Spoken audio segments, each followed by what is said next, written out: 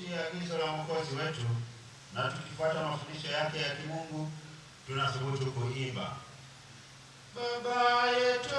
uliye mbinguni,